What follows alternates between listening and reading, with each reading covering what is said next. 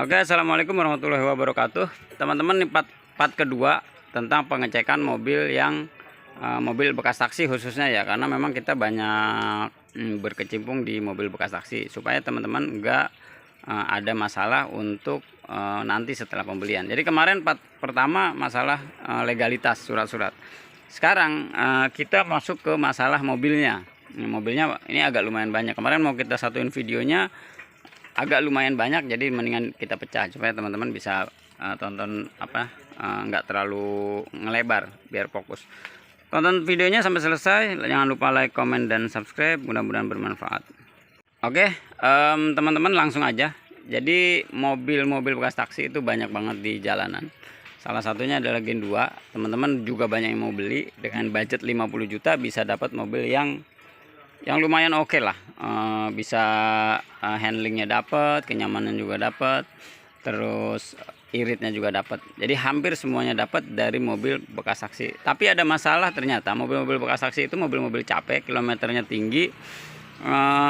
Banyak yang ngeluh gimana caranya, kenapa mobil setelah bekas taksi banyak perbaikan segala macam. Oke, paling nggak ini mengurangi teman-teman nanti perbaikannya kira-kira berapa, jadi teman-teman bisa nakar. Oke, sorry kepotong tadi teman-teman. Jadi langsung aja kita ke unitnya. Jadi yang pertama harus teman-teman perhatikan dari pembelian mobil bekas taksi adalah yang pasti bodi awal pertama. Jadi mobil ini nggak bekas laka. Caranya bagaimana? Caranya teman-teman perhatikan dari bodi. Yang pasti dari bodi itu kelihatan ya. Kalau laka ringan sih mungkin itu debatable aja sih, nggak ada masalah. Kalau menurut saya sih ya wajar lah mobil-mobil dengan harga segitu ya. Yang penting nggak kena sasis. Kenapa sasis? Karena nanti akan limbung kalau kena sasis. Kalau kena yang sedikit agak penyok-penyok sih mungkin nggak masalah, nggak terlalu masalah menurut kita sih. Nah, contoh kayak gini, ini teman-teman perhatikan dari segi bodi, jadi masih lurus, masih enak dilihat walaupun udah dicat ya. Itu keberuntungan tersendiri. Kita coba lihat belakangnya. Nah, kita lihat ya belakangnya ya. Nah, jadi simpel itu, sesimpel itulah, jadi teman-teman nyari harga segitu, yang nyari perfeksionis juga ya lumayan sulit. Ya paling enggak enak dilihat, nggak parah-parah banget lah, pasti kelihatan lah standar-standarnya. Nah, pasti gampangnya teman-teman nut-nutnya ini rapi. Jadi ini nutnya juga nggak terlalu lebar. Jadi nut-nutnya itu rapi. Maksudnya rapi itu nggak pada nganga, nggak pada jatuh. Seperti itu. Nah, dari segi bodi. Nah, ini kan ini lebar. Ini masih oke lah. Walaupun ya kalau bisa nyari yang dua-duanya sama. Jadi nut seperti ini. Terus pintu teman-teman buka tutup enak. Dari bodi ya, tuh. Kedengeran lah, breng kalau ini sih. Nah, dari bodi itu, dari segi bodi. Nah, teman-teman jangan lupa itu dari kaca. Nah, ini suka ketinggalan. Teman-teman sudah pulang ketinggalan di kaca. Jadi ini kacanya pastikan nggak ada yang pecah atau nggak ada yang retak. Pecah kelihatan lah, retak paling nggak. Teman-teman mungkin nggak memperhatikan, ternyata kacanya ada yang retak. Kadang-kadang dikamuflaskan dengan stiker. Ada stiker, ternyata itu retak. Jadi itu teman-teman perhatikan lah kaca-kacanya ada yang retak apa enggak. Nah, kayak gini, teman cek kaca-kacanya. Oke, kaca-kaca udah oke, bodi juga udah oke. Standar harga lah, jangan standar bagus ya, kita nggak ngomongin standar harga. Dengan harga 50 juta kurang lebih seperti ini. Setelah bodi oke, kita lihat dari kelengkapan. Jadi kita nanti ke mesin, dari kelengkapan dulu. Kita lihat kelengkapan. Nah, kelengkapan yang pasti dari dalam ya. Nah, kelengkapannya kan yang pasti dari door trim semuanya lengkap. Dari door trim sebentar.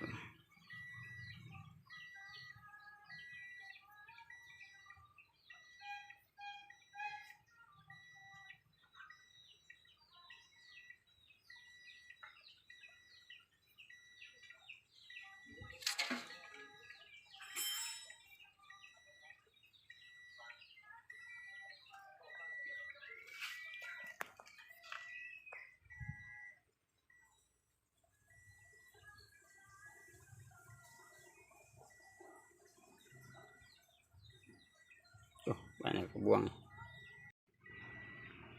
Oke, Jadi ini kelengkapannya. Yang pasti kelengkapannya teman-teman bisa cek dari mulai pertama door trim. Jadi semua door trim kanan, kiri, belakang. Teman-teman cek dari door trimnya. Jadi ini kalau door trim teman-teman gini aja nih, dikeker apa enggak. Ini kelengkapan kecil-kecil gini, oke enggak? Ini enggak ada yang patah. Ini juga normal. Terus ini juga enggak ada yang patah. Jadi ini misalnya masih putaran, teman-teman putaran. Kalau power window teman-teman cek power windownya. Dari segi door trim. Terus dari ya ini nggak pada hancur lah, dari karet ini juga perhatiin ya, terus sama karet ini teman-teman boleh perhatiin seperti ini. Kalau ini masih hancur-hancuran kan ini mahal juga nih, beli harus satu set ya, syukur-syukur dapat yang bagus. Jadi itu teman-teman yang harus perhatiin dari segi body ya, jadi door trim. Terus kelengkapan di dashboard ini teman-teman juga perhatikan. Jadi ini masih oke, yang kecil-kecil gini nih karena ini bermasalah. Terus ini juga masih oke, teman-teman cek ininya. Terus kelengkapan ini masih oke nih, misalnya ini nggak ada yang patah. Jadi teman-teman nggak ini aja, siapa tahu ntar pas ini patah, karena ini bisa jadi bekas sambungan atau apa. Ini harganya lumayan. Terus rem tangan juga teman-teman cek oke. Ini juga nggak masalah, gigi ganti oke. Terus ini puter-puter teman-teman cekin, nah di ngelos apa enggak. Jadi setiap giginya tuh kayak gini. Nah kalau ada ngelos tatanya 2 ke 4 kan. Nah ini normal apa enggak, teman cek dulu secara manual ini ya. Nah ini mas cekin semua sama Ono. Terus teman-teman bisa cek ini juga. Nah ini lengkap semua apa enggak. Nah, tuh kayak gini ya. Nah ininya ada, semuanya ada oke. Dari segi body nggak ada masalah teman-teman. Teman-teman bisa cek seperti itu. Yang mungkin teman-teman ini jadi catatan seperti ini. Biasanya kalau ininya bagus semua insya Allah mobil rata-rata bagus. Jadi ini, nah ini kan udah kilometer panjang nih sering dipakai, tapi nggak apa-apa. Ya diharapkan dapat yang bagus lah kursi-kursinya. Tapi ini nggak jadi patokan. Bisa jadi mobilnya bagus. Oke, itu udah selesai teman-teman untuk segi body. Saya kira cukup lah untuk segi body itu kurang lebih seperti itulah. Kalau teman-teman mau ngelihat bekas banjirnya, teman-teman bisa ke kolong-kolong. Nah di sini nih. Nah teman cek-cekin lah di bawah-bawah sini lah, atau di dalamnya. Dari bekas banjir sih biasanya dari panel-panel juga kelihatan sih. Oke. Nanti kita ngobrol untuk mobil bekas banjir tersendiri lah. Ini kita secara fisiknya dulu, secara kelengkapan. Nanti kita kasih clue-nya mobil bekas banjir seperti apa. Oke. Terus sekarang dari segi apa nih? Dari segi elektrikal, biasanya kalau yang saya lewatin tuh oke semua, biasanya mobil aman sih, insya Allah aman. Dari segi elektrikal teman-teman bisa nyalain. Ini kan kontak, ya, teman-teman kontak stop, kontak di kontak di ACC itu nyala semua. Ya sensornya nyala semua. Habis itu kita starter itu dia mati. Nah itu dari segi kelistrikan teman-teman bisa. Dari segi kelistrikan itu dari sensor harus hidup semua. Jadi cek engine semuanya hidup, oli, terus apa tuh suhu, temperatur juga semuanya nyala. Nah setelah itu oke, berarti mesin secara sensor semua udah aman. Jadi sensor kita amanin. Terus kalau kita nyalain, oke kita nyalain ya. Sekarang kita nyalain mobilnya. Nyalainnya nih mobil harus, aduh jauh banget. Oh tadi habis buka itu ya. Oke, kita nyalain, kita starter. Nah jadi setelah di starter semua sensor harus mati. Semua sensornya harus mati. Tadi nyala dia. Nah sensor ini harus mati. Semua sensor harus mati teman-teman. Setelah semuanya mati teman-teman lanjut ke AC. Teman-teman silahkan nyalain AC. Oke, mutus, motor pen nyala, mobil aman. Nah, kita udah masuk, kan aman semua tadi tuh. Berarti kita udah masuk tahapan ke 60% lah. 60% mobil oke nih. Berarti udah nilainya udah nggak merah nih mobil. AC nyala, mutus, motor pen juga oke, aktif, AC nya dingin. Nah insya Allah mobil aman. ada kasus dingin itu dikondisikan. Jadi sebenarnya bocor ketika teman-teman mau datang dia kuat cuma 2 bulan 3 bulan. Nah, itu agak sulit dideteksi. Nah, itu untung-untungan kasus per kasus. Oke. Setelah ini selesai, ini udah selesai ya. Ini kita udah oke, nyala, aman. Nanti teman-teman jalan, nanti kita kasih tes waktu jalannya, nanti kita sesi selanjutnya. Ini kita lagi ya kan anggaplah nggak dikasih jalannya. Oke, udah oke, AC dingin ini oke, udah 60%. Teman-teman udah mobil itu secara ini nggak merah lah. Udah nggak merah. Terus kita cek ke mesin. Nah, jadi ke mesin. Teman-teman tungguin kira-kira berapa menit itu kipas segala macamnya normal apa enggak. Nah, jadi nanti teman-teman tungguin. Kalau tuh kan mau buka tutup AC nyala, oke normal berarti. Oke ya. Nah, oke, saya matikan. Oke. Jadi teman-teman udah punya 60%, mobilnya normal. Terus setelah itu oke, lampu-lampu tadi lampu-lampu teman-teman silahkan hidupin, semuanya udah nyala semua berarti normal 60%. Terus kita lari ke mesin. Teman-teman lari ke mesin. Yang pertama kali teman-teman harus cek tadi kan dinyalain nih, teman-teman. Yang pertama sebelum dinyalain, teman-teman cek olinya. Itu udah sesuai dengan peruntukan enggak, caranya bagaimana. Olinya ada di atas ya, di pertengahan ini.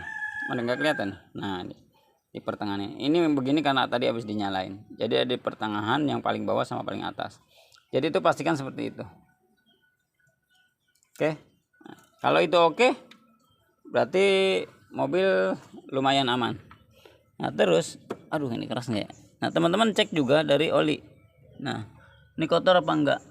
Nah, seperti ini. Nah, ini udah lumayan kotor, tapi ya masih ya oke lah. Ini lumayan kotor, masih bisa ya kalau mau di cleaning. Memang udah waktunya sebenarnya, tapi ini masih bisa, belum oil slug. Nah, kalau oil slug kan kotor banget di sini. Nah, ini harus ganti nih tutupnya nih. Ini punya Pak Arifin. Oke, ini enggak oil slug, terus ini enggak ada bocor-bocor, olinya juga enggak berkurang, ada nambah lagi 5%, 65%, lebih itu malah 70% udah mobil udah aman. Oke, ini udah aman. Teman-teman cek engine mounting getar apa enggak. Kalau engine mounting ini getarnya sampai ke kabin, pas nyalain nah ini harganya lumayan, copotan di 750 sampai 850 terima pasang.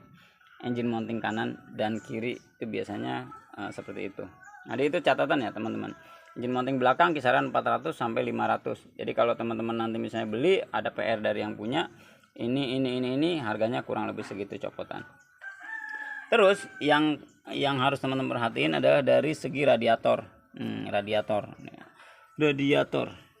Radiatornya itu ada rembes apa enggak. Teman-teman boleh cek di bawah, ada rembes apa enggak. Kalau teman-teman rasakan kelihatan lah, ada rembesan enggaknya, ada air turun apa enggak. Nah, itu kelihatan. Kalau normal enggak kelihatan, insya Allah aman berarti. Nah, terus dari radiator cek. Nah, terus teman-teman cek juga dari segi filler. Ini juga nggak mahal lah. Kalau misalnya ini cuma 200 ribuan sampai 250, ini nggak mahal, cek filler. Terus cek lagi teman-teman dari segi apa ya, dari segi kerapihan lah. Itu simpel banget. Kalau mobilnya rapi, insya Allah mobilnya mesin juga rapi. Udah sesimpel itu teman-teman. Silakan yang pasti lebih mudahnya untuk mesin, kalau mesin udah oke ya berarti itu ada kemungkinan mobil 80% aman. Nah, 20%-nya balik lagi tempat-tempat yang memang tidak bisa dijangkau sama mekanik. Misalnya di dalamnya keropos, kita nggak tahu, pengecekannya juga terbatas. Nah, itu kita agak sulit lah untuk ngeceknya. Terima kasih, mudah-mudahan bermanfaat. Konsultasi silahkan ke Garasi Taksi. Kita terbuka untuk konsultasi. Wassalamualaikum warahmatullahi wabarakatuh.